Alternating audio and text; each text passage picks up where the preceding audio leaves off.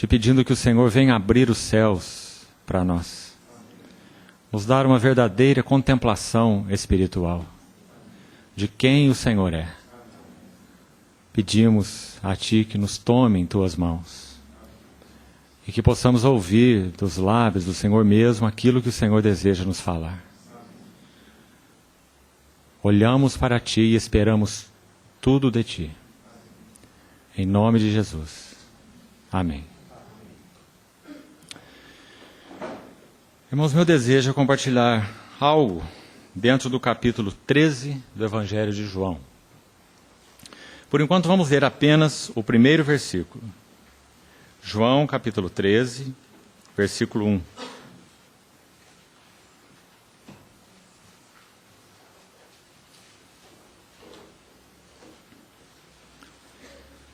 Ora, antes da festa da Páscoa, sabendo Jesus que era chegada a sua hora de passar deste mundo para o Pai, tendo amado os seus que estavam no mundo, amou-os até ao fim.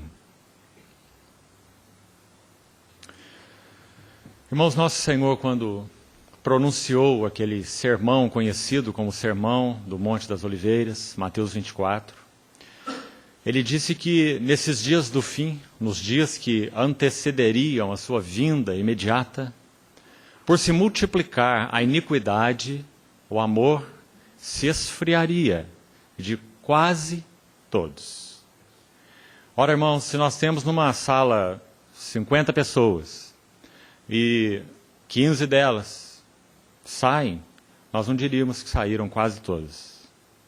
Mas se nós temos 50 pessoas e 40 saem, nós diríamos que saíram quase todas. Então, sem dúvida, o que o Senhor quis nos ajudar, além de outras coisas, naquele sermão, é que uma das marcas que antecederiam a sua vinda seria essa quebra dessa tão singular relação, em primeiro lugar, de amor a Ele mesmo, de vivermos para Ele mesmo, e, consequentemente, a implicação horizontal deste amor, já que Ele é a fonte do amor. Então, a perda de uma relação adequada com Ele em amor implicaria num resultado horizontal. E esse resultado horizontal é: não amaríamos mais uns aos outros. Nosso Senhor, de uma maneira muito particular, usou João para nos falar sobre esse assunto do amor. Nós sabemos que João foi, de uma maneira muito particular, forjado pelo Senhor, numa vida de união com o Senhor, compreendendo qual era o resultado, o significado dessa vida, para então poder falar sobre amor e o que amor significa. Então, através dos lábios de João, o Espírito Santo destila o significado do amor de Deus. Quando nós lemos o livro de Apocalipse, e nós sabemos que na cronologia o Apocalipse foi escrito antes do Evangelho, graças ao Senhor, porque quando nós chegamos então ao Evangelho é que nós temos o escrito da maturidade de João, final de João. Então, mesmo quando olhamos para o Apocalipse, que antecede o Evangelho, nós vemos que o tema de Apocalipse é amor e união. O foco do Apocalipse é o Cordeiro e a sua noiva, num relacionamento eterno de amor compartilhado. Bem-aventurados aqueles que são chamados para a ceia das bodas do Cordeiro. E essa é uma cena de amor. É a cena de amor final. Quando aquele casal, o noivo e a noiva, entram agora numa realidade de desposamento pleno para toda a eternidade. É assim que o livro de Apocalipse culmina. Por isso o Espírito e a noiva dizem: vem. Ora, vem, Senhor Jesus. Então, irmãos, quanto dessa realidade do nosso amor ao Senhor e, consequentemente, da prática de amor uns aos outros, precisa ser restaurada nesses dias do fim. Irmãos, há um espaço de aproximadamente 30 anos entre a epístola de Paulo aos Efésios e a epístola de João aos Efésios, registrada em Apocalipse, capítulo 2. João, pelo Espírito, escreve uma carta obedecendo a ordenança do Senhor para as 7 igrejas de Apocalipse, capítulo 2 e 3. E a primeira delas é Éfeso. Então há uma pequena epístola de João a Éfeso, a Apocalipse, capítulo 2. E a distância entre a epístola de Paulo aos Efésios e de João aos Efésios é uma distância de aproximadamente, bem próximo a 30 anos. Ou seja, num espaço de 30 anos. Aquela igreja que quando Paulo escreveu aos Efésios, disse que aquele amor entre eles era notório. Tendo ouvido eu do amor que há entre vós, não cesso de rogar por vós nas minhas orações. Tendo ouvido o amor que há entre vós. Esse é Paulo aos Efésios, no capítulo 1. Mas quando João escreve aos Efésios, 30 anos depois, o nosso Senhor diz àquela igreja: tenho, porém, contra ti, que abandonaste o teu primeiro amor. Não precisaram mais de 30 anos para que uma vigorosa igreja cheia de amor se tornasse aquela que tinha tudo o mais menos amor. Tinha até mesmo ortodoxia, a ponto de provar falsos apóstolos e os acharem mentirosos. Tinham labor, serviço fiel, perseverança, mas haviam perdido o primeiro amor. E creio que você sabe que aquela palavra primeiro ali, aquele proton no grego, significa não primeiro em termos de cronológicos, mas primeiro em termos de qualidade. Então a ideia ali é: tenho, porém, contra ti que abandonaste a primazia do teu amor por mim. Ou seja, o Senhor foi destronado no coração da igreja de Éfeso. Ele perdeu o foco. Ele mesmo foi perdido como foco pela igreja de Éfeso. Então o resultado, eles se esfriaram na sua relação de amor para com o Senhor. Irmãos, não é impressionante que diante do nosso Senhor, quando isso é abalado, diante dele nada pode permanecer. Diante dele nada tem valor. Na verdade, sim, ele louvou aquela igreja pela sua ortodoxia, pelo seu labor, pela sua perseverança. Mas, irmãos, não há nenhum de nós que realmente leia aquela carta com cuidado e veja e perceba com muita clareza que aquele tenho, porém, contra ti, ela é a nota que coloca tudo mais abaixo, como que sem valor. Porque quando o Senhor conclui aquela carta, ele diz assim: arrepende-te, porque senão eu moverei do seu lugar o teu candeeiro. Então, se para o Senhor a nota-chave fosse a ortodoxia, o labor, a perseverança, ele não diria o que ele disse no final da epístola. Ele colocaria o amor no mesmo nível das outras coisas. Mas é porque o amor não está no mesmo nível dessas outras coisas que ele termina a carta como começou. Arrepende-te neste aspecto, nessa primazia do amor, porque senão eu venho a ti e eu moverei do teu lugar o teu candeeiro. Então, irmãos, quão necessário é que nós possamos, conhecendo esse nosso Senhor, quem Ele é e o seu amor derramado por nós, possamos ter o resgate do amor a Ele mesmo, de uma devoção pessoal a Ele mesmo, de uma vida por Ele, de uma vida para Ele. E, consequentemente, a expressão disso na vida corporativa, na vida de amor uns para com os outros, para que nós não experimentemos na prática o juízo do Senhor, o qual Ele anunciou para Éfeso. Então eu gostaria de, através do capítulo 13 de João, explorar algumas características preciosas do amor derramado do Senhor Jesus pelos seus. É claro, esse texto é sim muito conhecido dos irmãos. Mas sabe, irmãos, o que acontece conosco? Quanto mais conhecido o texto, muitas vezes, pior para nós. Porque nós achamos que somos senhor dele. E ele deixa de ser nosso senhor. A palavra de Deus deixa de nos julgar. E nós somos os mestres da palavra. Mas quão precioso é esse João capítulo 13. Como nós nos sentimos mesmo como servos da palavra, quando nós vemos esse tão precioso texto. Eu gostaria de abordá-lo nessa linha. Claro, como a palavra de Deus é tão rica, não é diferente com este texto. Nós poderíamos abordá-lo de aspectos diferentes. A maravilhosa atitude do Senhor nesse chamado lava-pés. Eu gostaria de abordar por um caminho, por um foco. E esse foco é explorar aspectos, 6 ou 7 aspectos, do amor de Cristo manifestado no lava-pés. O que esse amor manifestado aqui significa para nós. O que ele quis transmitir aos seus discípulos com essa atitude. Então eu penso que esse texto tem muito a nos dizer nesse sentido. Então, em primeiro lugar, vamos ler até o versículo 11, com muita atenção esse texto, com muito cuidado, para que o Senhor mais uma vez possa explicá-lo aos nossos corações. Vamos repetir o versículo 1 que já lemos, até o versículo 11.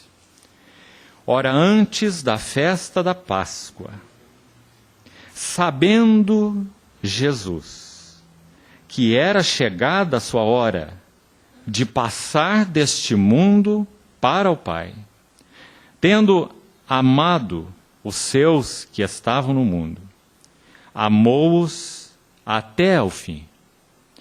Durante a ceia, tendo já o diabo posto no coração de Judas Iscariotes, filho de Simão, que traísse a Jesus, sabendo este que o Pai tudo confiara às suas mãos, e que ele viera de Deus e voltava para Deus, levantou-se da ceia, tirou a vestimenta de cima e, tomando uma toalha, cingiu-se com ela.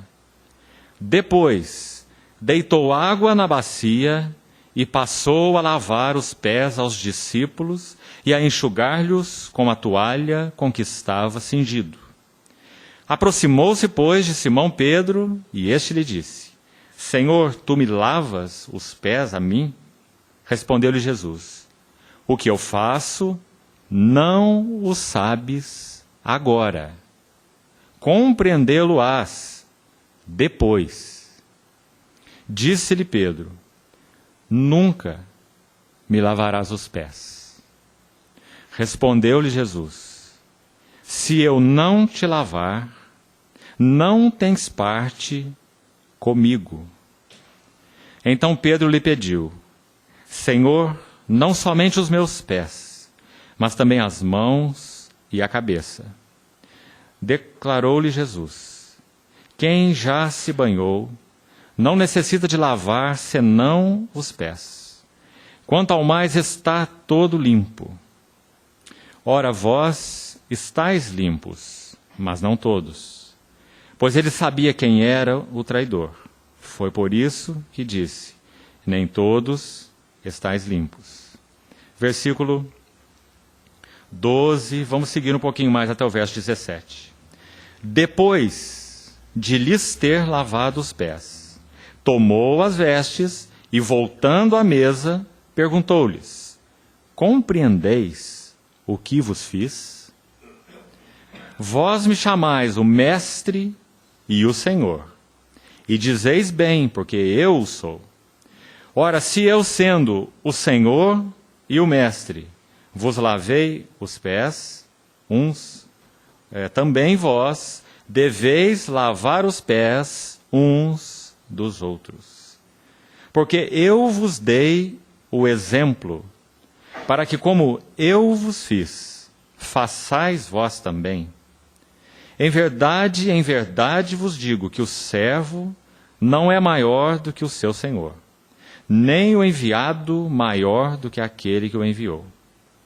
Ora, se sabeis estas coisas, bem-aventurados sois se as praticardes. Irmãos, que precioso texto esse. Quanta riqueza, quanto significado. O primeiro assunto que eu queria gastar um tempo com os irmãos, dentro desses aspectos do amor de Cristo, expresso nesse texto, o primeiro deles que eu gostaria de chamar a atenção dos irmãos está no versículo 1, veja. A expressão final do versículo 1. Tendo amado os seus que estavam no mundo, esta última frase, amou-os até ao fim. E vamos tirar essa primeira característica, aspecto do amor de Cristo. Ele não é impedido pelas nossas fraquezas ou pelos nossos fracassos. Primeira característica. Não é impedido pelas nossas fraquezas ou pelos nossos fracassos. Vamos recordar dessa ideia aqui, buscando o contexto anterior. Irmãos, o que acontece imediatamente antes de João 13? É João 12. Né? Se você abrir João 12, sabe o que vai acontecer ali? o nosso Senhor Jesus vai entrar em Jerusalém aclamado como rei. Hosana ao rei que vem em nome do Senhor. João capítulo 12 registra essa entrada triunfal. Agora, por favor, vá comigo a Mateus capítulo 20. Para que nós vejamos o que está acontecendo aqui nessa ocasião em que o Senhor lavou os pés dos seus discípulos. Então, abra, por favor, Mateus capítulo 20. E aqui vamos olhar um pouquinho do contexto para colocarmos bastante atenção no que está ocorrendo aqui. Mateus capítulo 20, primeiro observa o verso 17. Você sabe que depois que o nosso Senhor foi ao Monte da Transfiguração, registrado inclusive por Mateus, no capítulo 17, logo aí anteriormente, foi a partir dali que o nosso Senhor Jesus falou aos seus discípulos que era necessário, essa é a palavra que ele usa, ir para Jerusalém. E ele falou que lhe era necessário ir para Jerusalém 3 vezes, em 6 meses, já que entre o monte da Transfiguração e o outro monte, que é o Gólgota, o monte que revela a glória do que ele é, nele mesmo, e o monte que revela a glória do seu amor, da sua redenção, Transfiguração, Monte Hermon, muito provavelmente, e Calvário, o monte da crucificação, nestes 6 meses, nosso Senhor Jesus falou 3 vezes que lhe era necessário seguir para Jerusalém e ser morto. Só que os discípulos não tinham condição de compreender o significado disso. Pedro mesmo, a primeira vez que ouviu isso, o que ele disse? Em Mateus capítulo 16, Senhor, não suceda isso contigo. Muito impressionante aquela atitude de Pedro. Provavelmente Pedro tinha mais idade do que o Senhor Jesus, não é? Porque ali a atitude que ele toma parece ser realmente de uma pessoa mais velha. Porque lá diz assim que ele chamou o Senhor Jesus à parte. Que cena interessante essa, não é? Parece que você está dando um conselho para o menino, não é? Você chama à parte assim e vem vem cá, deixa eu te ensinar melhor, não é? Ele chamou Jesus à parte e diz assim, mestre, não suceda isso contigo, tem compaixão de ti. E nós sabemos que na verdade Pedro estava dizendo, tem compaixão de nós, né? Porque se o Senhor iria seguir esse caminho, quais seriam o caminho dos seus discípulos? Então Pedro imediatamente se interpõe. Na primeira vez que o Senhor fala, é necessário seguir para Jerusalém para que eu seja açoitado, rejeitado, cuspido e crucificado. Mas, no 3º dia, ressuscitarei. Mas eles não tinham ouvidos para essas coisas. Então, nós estamos aqui diante de uma nova situação. Mateus 20, 17. Estando Jesus subindo para Jerusalém, chamou à parte os 12, e em caminho lhes disse, eis que subimos para Jerusalém, e o Filho do Homem será entregue aos principais sacerdotes e aos escribas, eles o condenarão à morte, verso 19, e o entregarão aos gentios para ser escarnecido, açoitado e crucificado. Escarnecido, açoitado e crucificado. Mas, ao 3º dia, ressurgirá. O que o Senhor está fazendo aqui, nesse versículo 18 e 19? Ele está chamando a atenção dos seus discípulos, para que eles pudessem ter com ele comunhão dos seus sofrimentos. Expressão que Paulo usa em Filipenses capítulo 3. Ele diz que ele deseja ter a comunhão dos seus sofrimentos, conformando-me com ele na sua morte. Lembra? Para de algum modo alcançar a ressurreição dos mortos. Esse era Paulo. Mas é claro, esses discípulos aqui tão ignorantes, antes do Pentecostes, antes de ser habitação do Espírito, antes de terem clareza do caminho da cruz e de como andar com o Senhor, não podiam fazer outra coisa senão não entender nada do que o Senhor Jesus disse aqui. Então, o Senhor os chama para a comunhão dos seus sofrimentos. Quando ele vai ao Getsemane, o que ele diz? Quando ele se afasta um tiro de pedra, com aqueles 3, Pedro, Tiago e João, vai orar e por 3 vezes ele volta e os acha dormindo. Nem 1 hora pudeste vós vigiar comigo? Porque ele chamou aqueles 3 íntimos, para quê? Para ter comunhão dos seus sofrimentos. Porque ele suava naquele jardim gotas como de sangue. A minha alma está profundamente angustiada até a morte. Mas vós não podeis vigiar comigo nem 1 hora. Esse é o que nós somos. Então nosso Senhor Jesus, mais uma vez aqui, ele fala com seus discípulos o que iria suceder com ele. Ele quer comungar com eles seus sofrimentos. Mas sofrimento é uma palavra que eles não podem nem ouvir. Cruz é uma palavra que eles não podem nem ouvir e nem suportar. Irmãos, é terrível o que nós vemos no versículo 20 em diante. Se nós temos a perspectiva do Senhor, o versículo 20 em diante é terrível, é horrível.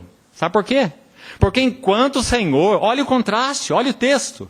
Enquanto o Senhor está chamando seus discípulos para a comunhão dos seus sofrimentos, vem a mamãe do Tiago e do João e faz aquele pedido do Senhor. Ah, Senhor, quando vieres na tua glória, lembra dos meus filhos. Um à direita da tua glória, o outro à esquerda da tua glória. Que coisa. O Senhor falando sobre a cruz, os seus açoites, o seu escárnio, a cusparada que ele iria sofrer. E a mãe do Tiago vem com os 2 filhos. Né? Mateus registra que ela veio com eles. Há um outro evangelista que diz que foram eles mesmos. Né? Então, provavelmente, se você juntar as narrativas, esse é o quadro. A mãe foi e os 2 filhinhos vieram atrás.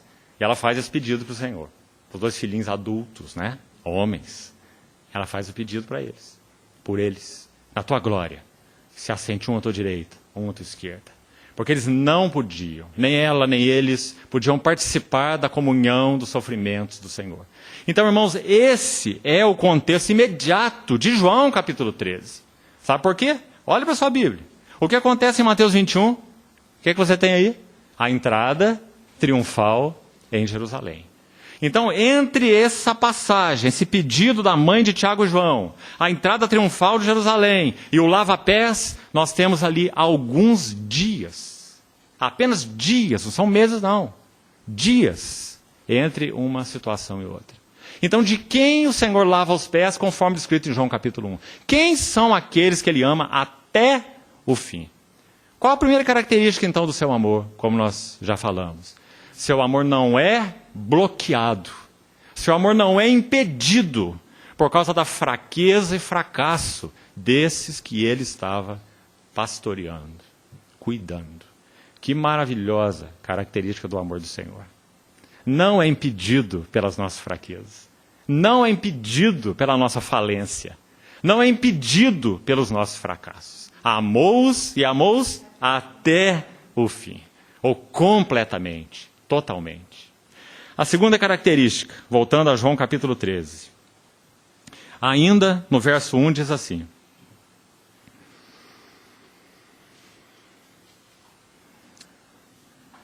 Verso 3, diz assim: sabendo este que o Pai, observa essa frase, sabendo este que o Pai tudo confiara às suas mãos. E aqui acho que nós tiramos uma outra lição importante a respeito do significado desse amor. O amor do Senhor é maravilhosamente condescendente com quem nós somos.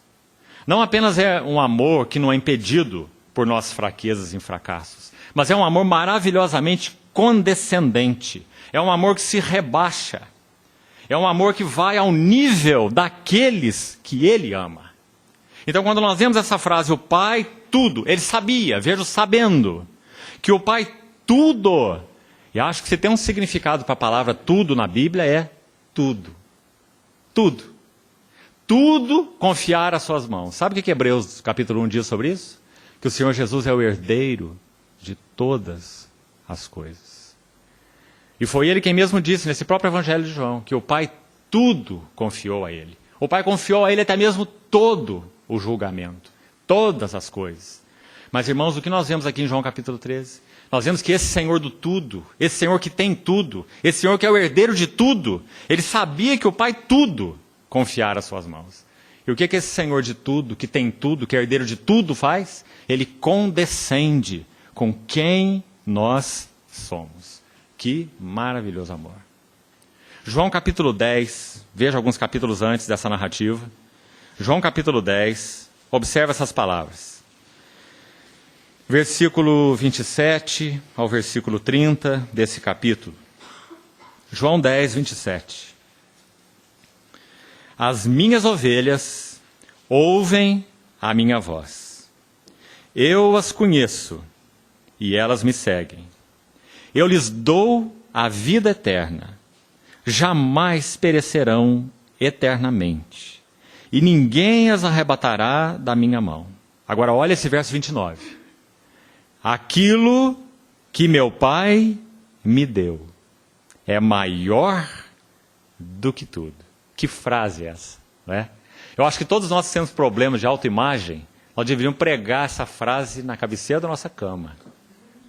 Não é? Aquilo que o meu pai me deu é maior do que tudo. Porque, segundo o contexto, o que é isso que o pai deu a ele? Como é que isso é chamado no versículo 27? Isso tem um nome. Esse isso é chamado de minhas ovelhas. Esse é o isso. Minhas ovelhas. Aquilo que meu pai me deu é maior do que tudo. Que frase maravilhosa. Esse é o Senhor herdeiro de tudo, que condescende com quem nós somos. Indignos, indigentes, foi esses que ele amou até o fim. E é a esses que ele usa esse título tão maravilhoso. Que versículo é esse, 29? Aquilo que o meu pai me deu é maior que tudo. E o que ele transmite para eles nesse capítulo 10? Ele diz assim, simplesmente, das mãos do Pai, ou de minhas mãos primeiro, ninguém pode arrebatar. E depois ele vai dizer, das mãos do Pai, ninguém pode arrebatar. Por que isso? Porque no verso 30 ele vai dizer, eu e o Pai somos um.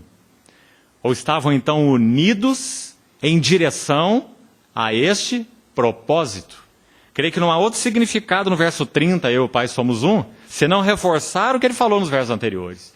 Que esse tudo que o Pai confiou a ele, que esses que o Pai confiou não serem de modo nenhum arrebatados da mão dele, não serem de modo nenhum arrebatados da mão do Pai, é porque ele e o Pai, neste propósito, são um. Qual o propósito?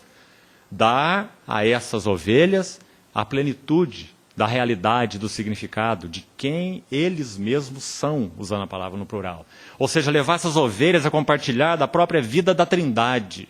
Por isso, quando ele ora em João 17, ele diz assim, a vida eterna é essa, que te conheçam a ti, o único Deus verdadeiro, e a Jesus Cristo a quem enviaste. E lá no verso 21 ele diz assim, Pai, como tu és em mim, e eu sou em ti. Vê de novo, Pai e o Filho, eu e o Pai somos um. Como eu sou em ti, como tu és em mim, também sejam eles. São as ovelhas do capítulo 10. Também sejam eles em nós. Resultado disso? Para que o mundo creia que tu me enviaste. Então, irmãos, foi para esse propósito que o Senhor veio. Para nos incluir na norma de vida da Trindade. A vida eterna é essa. Então, graças ao Senhor. O que nós vemos no capítulo 13 é este Senhor, que tudo tem confiado às suas mãos. Ele vai se condescender e se rebaixar ao nível daqueles a quem ele veio servir. Então o versículo 3 tem todo esse impacto. Sabendo este que o Pai tudo confiara às suas mãos. Aliás, se você observar essa palavra sabendo, ela já apareceu no verso 1. E acho que é importante chamarmos atenção para ela aqui também. Veja que no verso 1 é dito algo aqui primeiro que o Senhor sabia. Verso 1. Antes da festa da Páscoa, sabendo. Você como sabendo aí é importante? 2 vezes ele aparece. Jesus não tinha nenhuma crise de identidade. Sabendo que era chegada a sua hora de passar deste mundo para o Pai, tendo amado os seus que estavam no mundo, amou-os até o fim. E o verso 3. Sabendo que o Pai tudo confiara às suas mãos, número 1, e que ele viera de Deus, o segundo ponto, e que ele voltava para Deus, o terceiro ponto. Ou seja, ele sabia muito bem quem ele era e qual era o propósito da sua vinda. Por isso, então, ele pôde se rebaixar, se abaixar, ser condescendente no nível daqueles a quem ele estava servindo. E então nós temos aqui esse lindo versículo 4, quando diz que ele levanta da ceia, e veja o detalhe. Veja o porquê dos detalhes. Ele tira a vestimenta de cima. Ora, o Senhor poderia não ter feito isso. Mas esse tirar a vestimenta de cima significa, na linguagem espiritual de Paulo em Filipenses capítulo 2, aquele que, subsistindo em forma de Deus, não julgou como usurpação o ser igual a Deus. Antes a si mesmo se esvaziou, assumindo a forma de servo. Mas ainda não parou aí.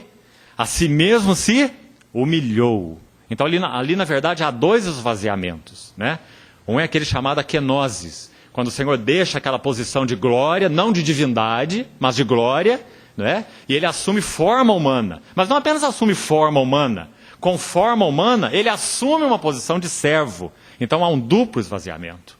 Primeiro ele deixa a glória de Deus, isso não é pouca coisa. Ele tem a glória de Deus, ele é o Filho de Deus. Então ele deixa a posição de glória e assume uma posição humana. Esse é um tremendo esvaziamento. Mas além de assumir uma posição humana, como homem ele se faz servo, e servo de todos. Duplo esvaziamento, em Filipenses capítulo 2. Então por isso aqui, na figura, aqui na simbologia, o Senhor antes de se cingir com a toalha, ele tira a vestimenta de cima. Ele tira a vestimenta de cidadão e coloca a vestimenta de escravo, de servo. Porque ali faltou o escravo ou a escrava para fazer esse trabalho, né? Então ele tira a vestimenta de cima, toma uma toalha, cinge-se com ela. Terceira característica do amor do Senhor. Como nós vemos no texto, ele é muito acima, ele está muito acima de distinções terrenas. Creio que esse é um terceiro aspecto que não dá para passar por alto, lendo essa passagem com cuidado. O amor de Cristo está muito acima de distinções terrenas. Irmãos, acho que aqui nós não podemos ter distinção maior do que quando nós olhamos, por exemplo, Pedro e Judas. Só para citar 2 exemplos. Nós sabemos que Pedro era, como os outros também, né? Mas Pedro é o que mais evidencia isso, um grande problema para o Senhor. Era um homem natural inteiro, não é?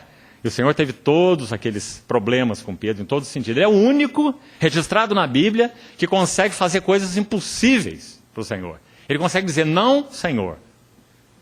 Ele consegue dizer para o Senhor, que está tomando uma atitude de Senhor, né, para ensinar algo para eles, e se aproxima dos pés de Pedro, ele consegue dizer assim, nunca me lavarás os pés. Ele consegue fazer essas coisas, não é? Então esse Pedro é impressionante. Como ele é um homem carregado de conceitos, não é? De ideias, de preconceitos, de ideias de serviço, de ideias de glória, não é? De ideias de senhorio. O Senhor termina essa passagem falando sobre isso. Eu sou o mestre, eu sou o Senhor, vocês não me chamam assim? Eu sou o mesmo. E ensina lá uma última lição para eles. Nós vamos ver quando chegar lá. Então, quando nós olhamos o lavar dos pés de Pedro e o lavar dos pés de Judas, nós vemos uma distância bem grande. Porque, claro, embora Pedro seja esse homem natural, como falamos, manifestado de tantas formas, nós sabemos que o Senhor o escolheu com uma função muito especial. Não é à toa que ele aparece em primeiro lugar em todas as listas dos discípulos nos evangelhos. Ele sempre vem em primeiro. E quando você olha lá na Nova Jerusalém, Apocalipse 21, lá é dito que os 12 fundamentos são os 12 apóstolos do Cordeiro. E o primeiro fundamento é de jaspe. Que lindo. Pedro é o primeiro fundamento, é a primeira coluna, é o primeiro na lista dos 12 apóstolos. Mas quando você lê Apocalipse 4, você vê que quem está sentado no trono é o Cordeiro. E o seu aspecto era de jaspe. Ou seja, o Senhor tomou aquele caco de barro, aquele nada, que era Pedro, e transformou Pedro na semelhança de uma pedra de jaspe. Ou seja, Pedro foi conformado à glória do próprio Senhor que o discipulou. Por isso o discipulado dele é um parâmetro, é um guia para o nosso discipulado. Então nosso Senhor lavou os pés de Pedro, mas ele também lavou os pés de Judas. Nosso Senhor não fez distinções. Aliás, irmão, que coisa impressionante. O nosso Senhor ter gastado uma noite de oração diante do Pai, para discernir plenamente a mente do Pai, escolher 12 e entre os 12, Judas. Você já se perguntou o propósito disso? O ladrão, aquele que roubava tudo que era colocado na bolsa, e aquele que iria trair e entregar o Senhor, vender o Senhor, para que os propósitos eternos de Deus fossem cumpridos. Por que Deus o escolheu? Por que o Senhor Jesus o escolheu? Para que os eternos propósitos de Deus forem cumpridos? Sim, talvez essa seja uma resposta, de certa forma, adequada. Faz parte da resposta. Mas para mim, irmãos, eu creio que o centro, o foco, por que o nosso Senhor Jesus escolheu Judas? Porque na pessoa de Judas, ele ia trilhar, de uma maneira muito prática, o caminho da cruz. Judas significava para o Senhor Jesus o caminho da cruz. Em primeiro lugar, porque ele sabia quem era o traidor, o texto deixa muito claro. Ele sabia quem era o traidor. E ele conviveu com ele 3 anos e meio. Aquele ladrão, aquele que no meio dos 12 era aquele que tirava da bolsa o que era lançado. O nosso Senhor conviveu com ele de uma forma que nenhum dos 11 sabia quem ele era. Você não acha isso impressionante? Hein? Num colégio de 12, você tem um ladrão, um traidor, um que entregaria o Senhor. Você vive junto com ele 3 anos e meio, numa relação tão íntima, e você não é capaz de reconhecer quem é ele. Porque o Senhor não fez distinção entre eles. Ele serviu e honrou a Judas, porque ele viu em Judas o caminho da cruz. E de tal maneira, os irmãos sabem, que nesse lava-pés, quando o Senhor está preparando os discípulos para a última ceia, ele toma aquela atitude que nós também sabemos o significado, penso eu. Quando ele molha aquele pão, aquele bocado, toma aquele bocado molhado e oferece a quem? A Judas. Porque o anfitrião tinha o direito de fazer isso. Foi o Senhor quem buscou aquele cenáculo. Foi o Senhor quem falou para os seus discípulos, segue aquele homem com um cântaro na cabeça. E aonde ele entrar é aquele lugar preparado, será o lugar preparado para a minha última ceia. E ele tirou aquela mulher que deveria estar aqui, aquela escravazinha, para lavar os pés. Porque ele iria lavar os pés. Ele é o anfitrião, ele preparou tudo, ele ordenou todos os detalhes. Então, quando ele coloca aqueles discípulos para dentro, Judas está ali. E o que ele vai fazer? Num dado momento, ele vai tomar o bocado de pão, o pedaço de pão, vai molhar no vinho, e ele vai dar a Judas esse gesto de honra. Irmãos, de tal forma, aquilo foi insuportável para Judas, que João vai registrar, que logo após o Senhor ter feito isso, ele saiu. E João vai registrar assim, e era noite. As frases simples, curtas, precisas de João. E era noite. Então Judas vai sair aquilo para o qual ele estava preparado no seu coração e determinado a fazê-lo. Então nosso Senhor Jesus, em terceiro plano, ele serviu e derramou o seu amor, muito acima de distinções terrenas.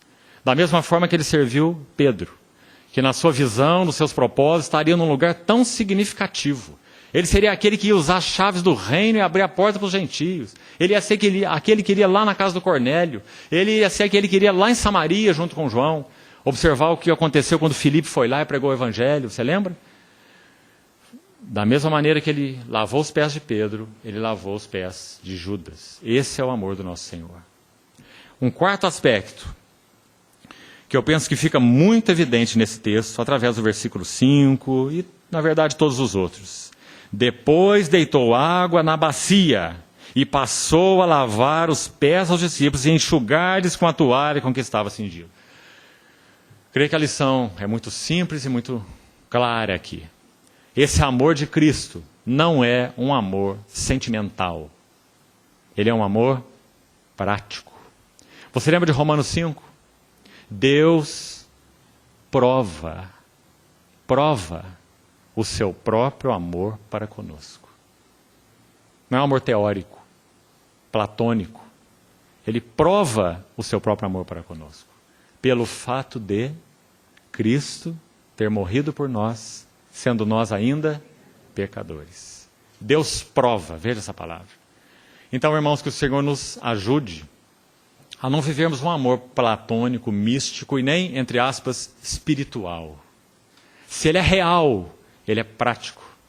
Então o Senhor deitou a água na bacia e serviu. Nós precisamos fazer essas perguntas para nós. Temos conhecido o amor de Cristo? Nós temos conhecido que esse amor é um amor que nos serviu e amou até o fim? Baseado nesse amor, nós temos amado os nossos irmãos? Nós temos amado nossos irmãos de maneira prática? Nós temos servido aos nossos irmãos? Isso inclui tanta coisa. Tanta coisa. Não apenas, é claro, no âmbito da reunião. Nós temos aqueles que servem uns aos outros aqui. E quantas maneiras há para servirmos uns aos outros na reunião? Desde antes do início da reunião, quando tudo vai se arrumar para a reunião. Quanto durante a reunião, o orar, o falar, o cuidar, o ministrar, não é? Quanto depois de reunião. Mas tire a reunião por enquanto da sua cabeça. A vida da igreja. A vida da igreja. Porque como os irmãos já têm ouvido tanto, a igreja não é reunião. A igreja tem reunião. A vida da igreja é muito maior do que a vida de reunião. Então, irmãos, esse é o amor de Cristo. Quanta evidência será havia desse amor em Éfeso? Por que o Senhor falou, tenho, porém, contra ti que abandonaste o teu primeiro amor? Pensa sobre isso. Quais eram as evidências de que os efésios tinham abandonado o primeiro amor ao Senhor? Ora, irmãos, eu acho que não há outra maneira de responder. Não vejo outra maneira. João diz assim, se dissermos que amamos a Deus a quem não vemos, e não amamos nossos irmãos a quem vemos, nós somos? Eu creio que o juízo do Senhor não foi místico. Não creio que o juízo do Senhor foi espiritual, entre aspas. Penso que o juízo do Senhor foi muito prático. É porque eles estavam vivendo sem amor uns para com os outros. Então o Senhor vai poder dizer, tenho contra ti, abandonaste a primazia do teu amor. Então, esse quarto aspecto, o amor do Senhor não é sentimental. O amor do Senhor é expresso, é prático. Irmãos, que nós sirvamos uns aos outros. Sabe uma das coisas que nós temos dificuldades? Nós invertemos a regra do avanço espiritual. Nós achamos que o avanço espiritual é assim. Primeiro o Senhor precisa me trazer uma realidade, para que então eu faça. Primeiro o Senhor tem que me dar um sentimento adequado, para que então eu faça. Nós não somos simples em compreender que o caminho do discipulado do Senhor é nos discipular pela fé, obedecendo aquilo que Ele nos requer. Então nós vamos amar independente de sentirmos o amor. Nós vamos perdoar independente de sentirmos que devemos perdoar. Quantos casais estão travados na sua vida conjugal porque eles simplesmente não sentem que eles devem perdoar um ao outro? O dia que Deus me der um sentimento adequado, aí eu perdoo aquela situação. Não é? Nós colocamos a coisa no caminho errado. Nós não perdoamos baseado em sentimento. Nós perdoamos baseado em fé. Assim como Cristo vos perdoou, assim perdoai vós. Nós não servimos os irmãos porque os irmãos são servíveis, né? Se é que existe essa palavra. Nós não amamos os irmãos porque os irmãos são amáveis. Nós servimos os irmãos e amamos os irmãos porque Cristo amou a sua igreja e a si mesmo se entregou por ela. Então nós servimos aos irmãos no Espírito de Cristo. O amor de Cristo nos constrange. Essa esfera de amor, esse assunto de amor e serviço, irmão, é caminho de via única. Nós nunca podemos amar com uma mão e uma outra aqui atrás esperando recompensa. Isso não é amor genuíno. Nós nunca podemos servir com uma mão à frente e a outra mão esperando recompensa. Amor e serviço são vias de mão única. Será que o Senhor não deixou claro isso aí no lava-pés? Na pessoa de todos eles, sem exceção, mas especialmente na pessoa de Judas. Porque Judas nunca retribuiu esse amor. Muito pelo contrário. Judas lançou fora esse amor. E não pôde suportar essa situação. Né? Nunca retribuiu ao Senhor. Então esse é o amor do Senhor. Esse é o tipo de amor para o qual o Senhor nos amou. Mas irmãos, nós amamos porque Ele nos amou primeiro. Realmente nós precisamos ser constrangidos pelo amor de Cristo. Do contrário, nós não poderemos vivenciar essa realidade entre nós. Nós carecemos que Cristo seja o foco das nossas afeições. Nosso foco não é a igreja. Nosso foco não é a obra. E cada vez, irmãos, que eu compartilho isso, o Senhor me refresca a memória com aquela lembrança do nosso querido irmão, servo do Senhor, Watchman Nee. Quando ele escreveu aquele último capítulo do Vida Cristã Normal.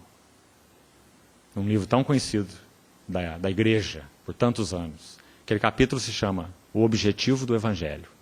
Lembra-se? O Objetivo do Evangelho. E sabe o que é descrito naquele capítulo? A unção de Maria de Betânia. Quando ela quebra o vaso de alabastro, o vaso em si já era um vaso precioso, e ela derrama um perfume de nardo puro, precioso, sobre a cabeça do Senhor. E lá diz a palavra que toda a casa, veja, a casa, que é uma figura da igreja, por causa da atitude dela de devoção ao Senhor, toda a casa se enche com o perfume do bálsamo. Você vê a chave? Por que a igreja não está cheia com o perfume do bálsamo? Porque nós não temos quebrado o nosso vaso e derramado o precioso perfume na cabeça dele. Isso não é para ser derramado na cabeça uns dos outros. Isso não é para ser derramado a serviço da obra. E esse querido irmão Watchman Nee, já no final da sua vida ali encarcerado, ele dizia assim, Senhor, orando ao Senhor, Senhor, eu passaria tudo isso de novo, 20 anos numa prisão comunista. Eu passaria tudo isso de novo, não por causa da tua igreja, e nem por causa dos teus filhos, e nem por causa da tua obra, mas por ti mesmo. Por ti mesmo. Esse é o significado da unção de Maria de Betânia. Irmãos, se o nosso coração não for ajustado neste foco, nós nos enquadraremos em Mateus 24. Por se multiplicar a iniquidade, o amor se esfriará de quase todos. Porque o foco, a fonte, a nutrição do nosso amor não é a obra, não é a igreja, não são os filhos de Deus, não são ocupações religiosas, mas é Ele mesmo. Ele mesmo. Então que o Senhor nos ajude nisso, a recuperar isso. Do contrário, irmãos, nós vivemos dias de teste, nós vivemos dias de provas. Irmãos, o Senhor tem me dado, e a outros irmãos que estão aqui nessa sala, a oportunidade de viajar por assembleias no Brasil e fora do Brasil. Quanto disso nós vemos? Como a igreja tem sido testada. E há aí um fiel da balança, há aí uma pedra de toque do teste da igreja. E essa pedra de toque é a prática e a vida em amor. Não tenha dúvida. Esse é o teste da vida da igreja. Sim, há questões da doutrina, da ortodoxia. Sim, há questões ligadas ao labor. Sim, há questões ligadas à perseverança. Mas a pedra de toque não é nenhum deles. A pedra de toque é o viver em amor. É a nossa atitude de devoção e de serviço ao Senhor por amor. Nada o removerá de nós. Nada nos removerá dele. Se nós não tivermos então esse fio aprumado, não vivemos para Ele, não vivemos dele, nós nos perderemos nesses dias de teste. Porque o nosso Senhor afirmou que o amor esfriaria. Então que o Senhor nos ajude a retomar isso, irmãos, de todo o nosso coração. Para que então a sua casa se encha do perfume do bálsamo. Mediante a nossa devoção a Ele mesmo. Mais um item que eu gostaria de mostrar aqui para os irmãos. Veja o versículo 8. Disse-lhe Pedro, nunca me lavarás os pés. Respondeu-lhe Jesus, se eu não te lavar, não tens parte comigo. Essa palavra comigo me chama muita atenção. Sabe por quê? Ela é muito precisa. O Senhor não disse não tens parte em mim. Porque Ele não poderia dizer isso. Se Ele dissesse isso, Ele estaria contrariando o que Ele falou no versículo 10. Quem já se banhou não necessita de lavar os pés. Quanto ao mais está todo limpo. Ora, vós estáis limpos. Você vê? Então isso é estar nele. Eles já pertenciam a Ele. O Senhor já os tinha lavado. Podemos dizer, eles já estavam nele, nesse sentido. Nele, já tinham sido lavados pelo Senhor. Mas a palavra que Ele usa não é, se eu não te lavar não tens parte em mim. Mas é, se eu não te lavar não tens parte comigo. E esse vai nos dar uma chave aí importante. O que o Senhor está dizendo então nesse versículo 8? Que esse seu amor é um amor purificador. É um amor expresso de uma tal forma que Ele então iria limpar aqueles discípulos de tudo que peleja contra o amor a Ele. Ele iria lavá-los dessa poeira, dessa sujeira do mundo, de tudo aquilo que impediria que o amor deles fosse para o próprio Senhor. Então o amor do Senhor é um amor, como expresso aqui em João 13, purificador. É um amor que limparia aqueles discípulos daquela poeira nos pés, que fala do mundo, da sujeira do mundo, das interrupções do mundo, dos cuidados do mundo.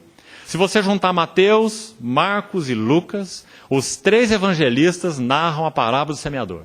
Certo? Se você juntar as 3 narrativas, você vai ver que o Espírito Santo não é repetitivo. Ele não fica jogando palavras fora. Você não tem apenas 3 narrativas da parábola do semeador idênticas. Porque o Senhor não faz nada idêntico. Tudo que Ele faz é para acrescentar, é para complementar. Então, se você juntar as 3 narrativas, você vai ver que o Senhor interpreta aqueles espinhos que sufocam a palavra de maneiras complementares. Em Mateus, Ele diz que aqueles espinhos são o cuidado do mundo e a fascinação das riquezas. Sufocam a palavra mundo.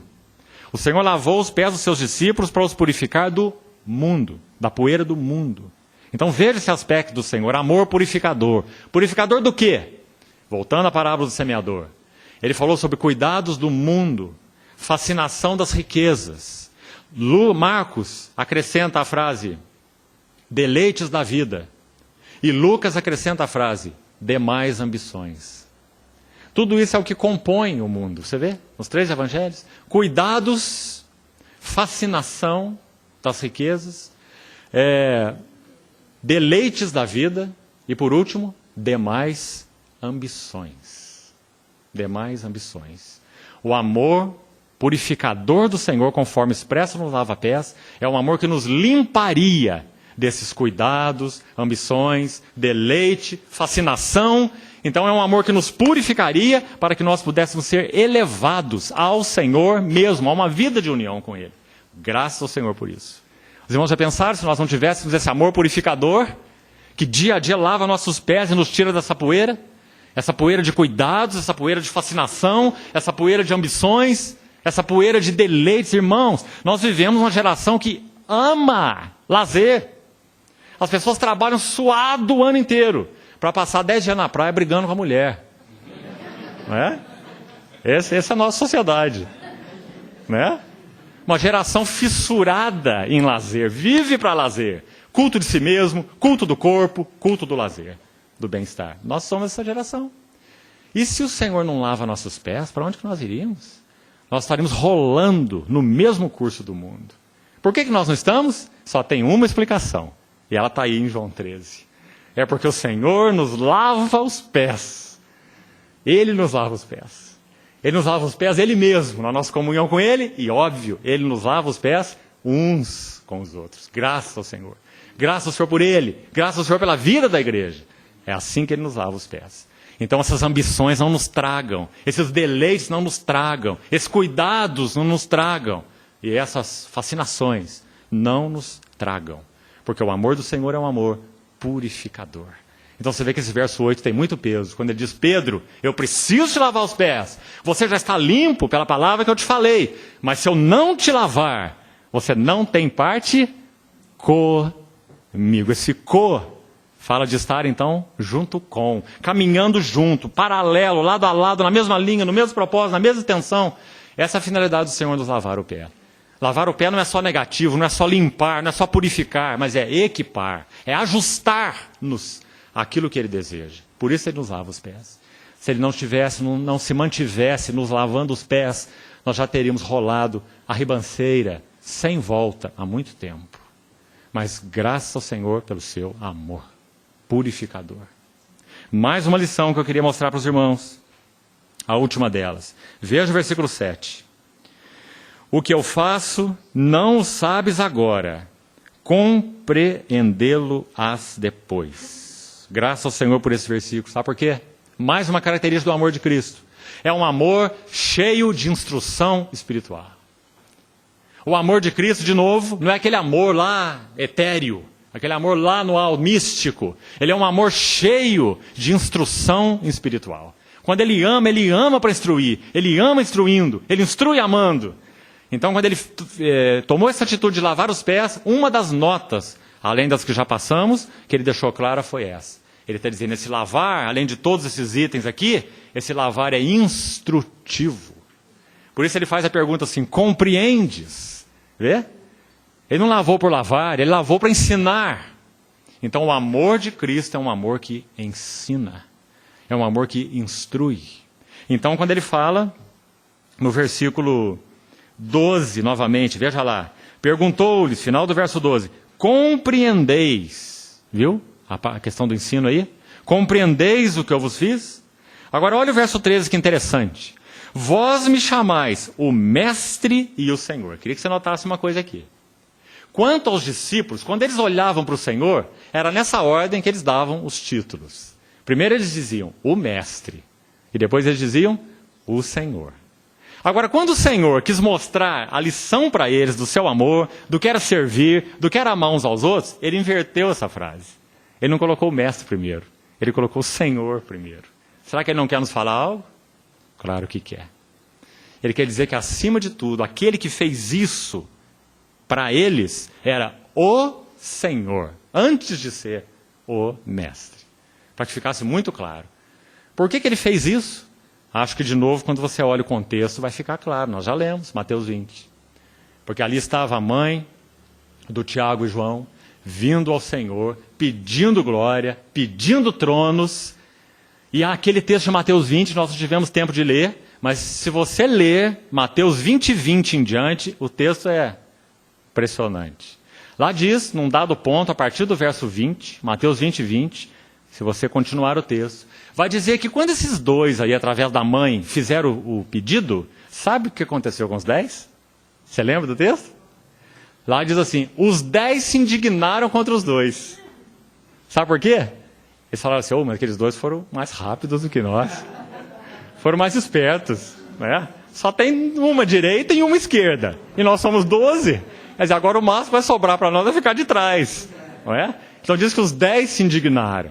Porque os dois foram na frente, é claro. Né? Então o nosso Senhor Jesus, o que tem que fazer? Ele tem que acalmar a meninada.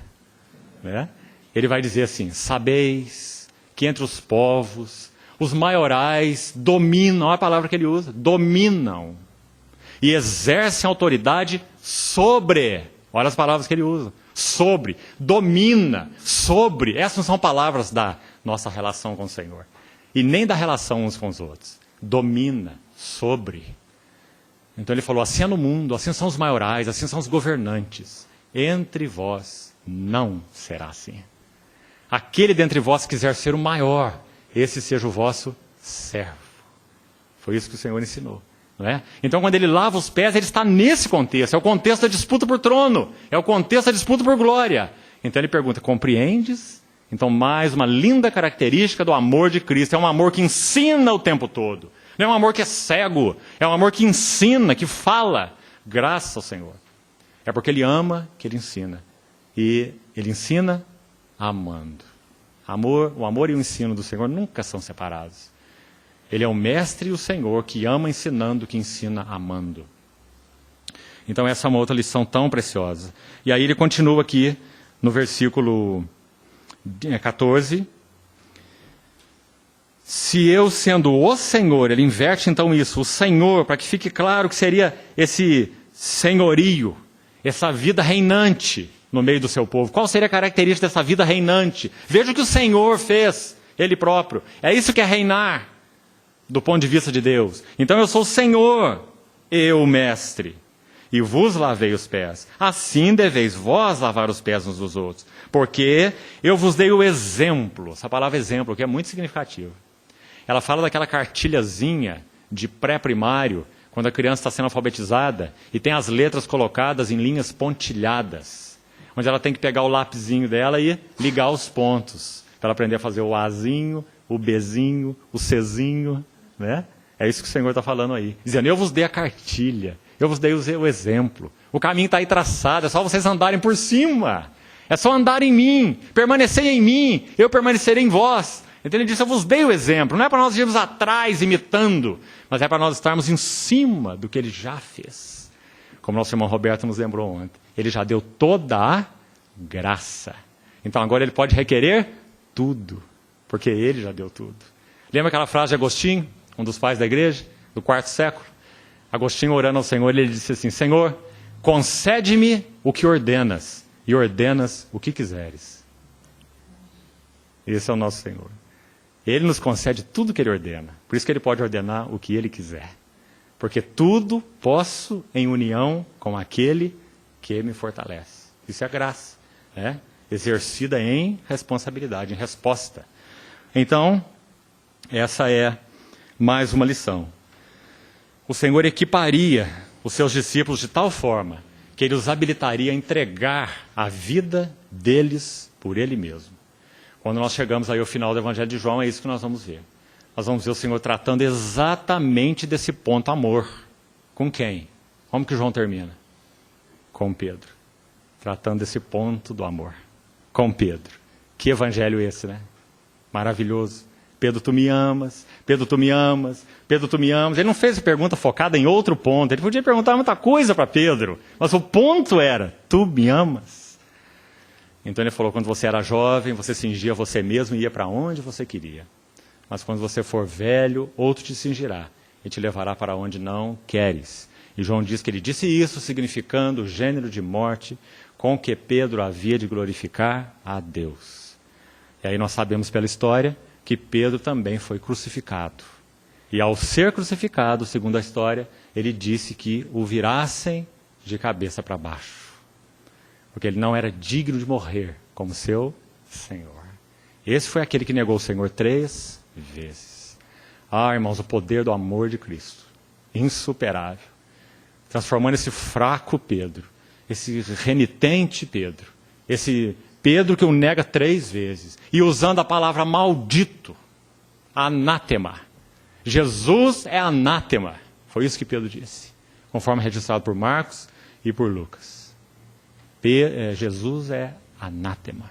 Foi esse mesmo que foi restaurado pelo amor do Senhor, para vir a participar do amor do Senhor, e no amor do Senhor, entregar a própria vida dele pelo seu Senhor, e também a vida dele pelos seus.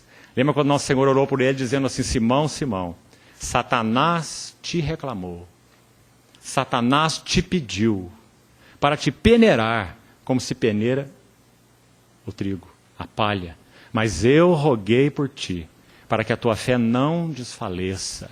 E tu, quando te converteres, fortalece os teus irmãos. O amor de Cristo. Que o Senhor nos ajude, irmãos, a termos o nosso coração recuperado para Ele mesmo e para a nossa vida de amor uns com os outros. Para que nessas horas de frieza, para que nessas horas de apostasia, para que nessas horas de abandono de coração ao Senhor e uns aos outros, para que nessa hora de teste, de provas que a igreja tem vivido, o Senhor possa encontrar um lugar, um remanescente, onde Ele possa colocar um selo de aprovação. E sabe o que diz esse selo? Tenho, porém, a favor de ti. Preservaste, mantiveste o teu primeiro amor. Porque é isso que vai nos manter de pé diante do Senhor. Que o Senhor nos ajude nisso, irmãos, para a sua glória. Amém. Vamos orar.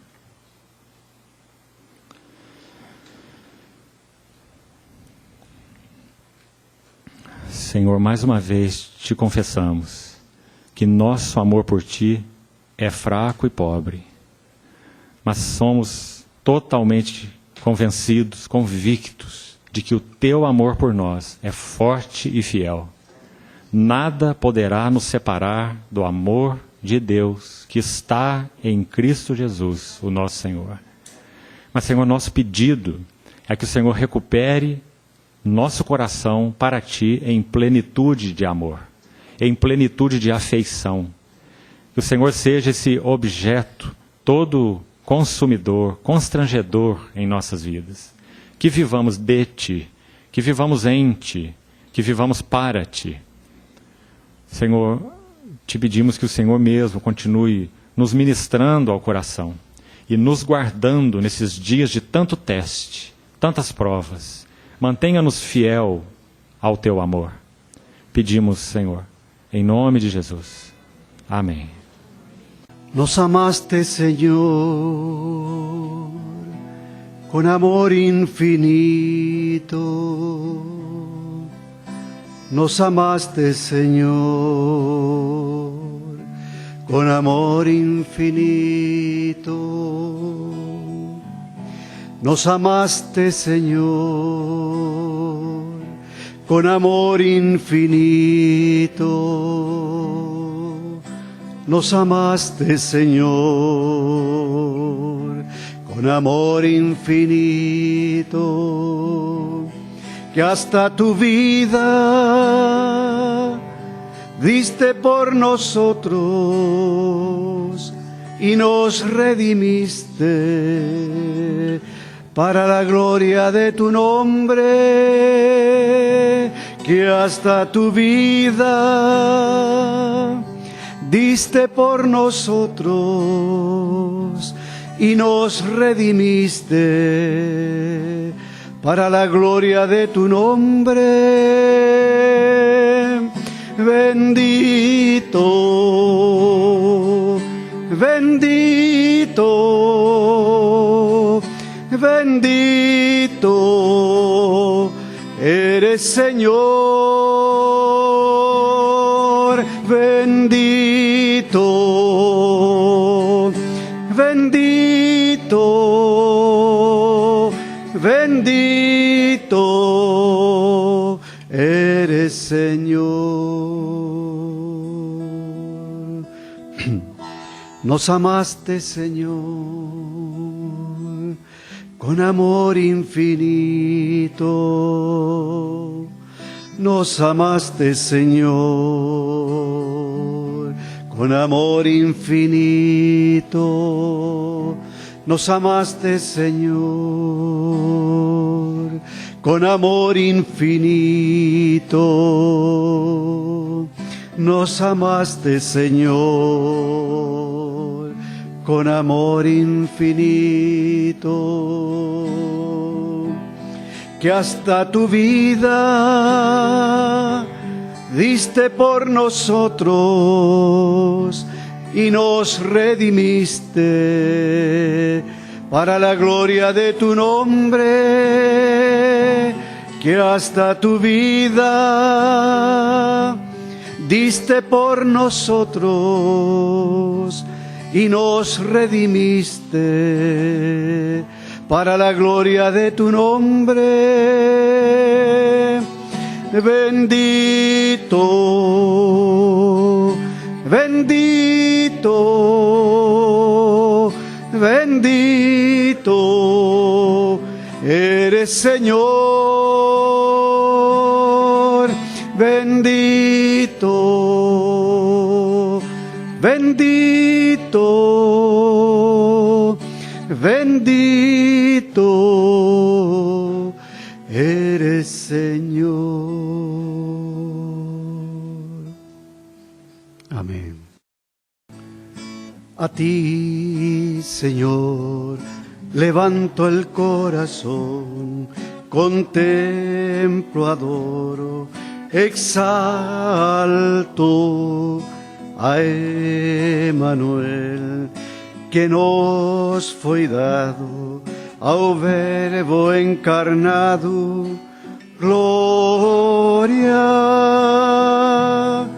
ao único soberano, Rei dos reis, Señor dos señores, amor dos amores, cantar dos cantares,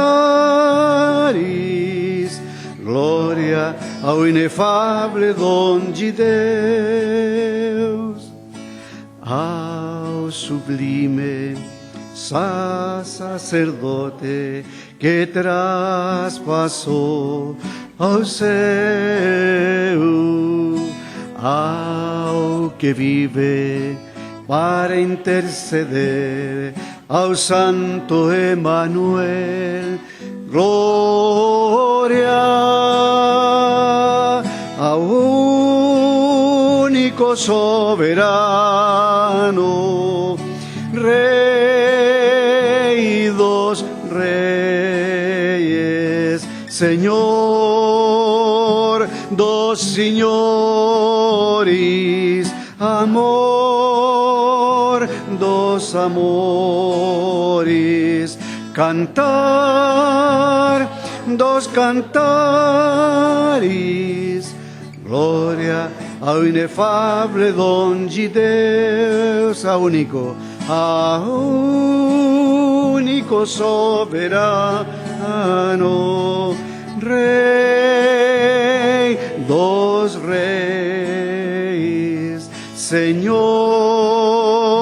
dos senhores, amor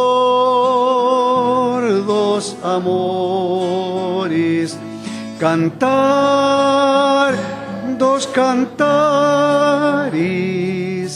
glória ao inefável dom de Deus.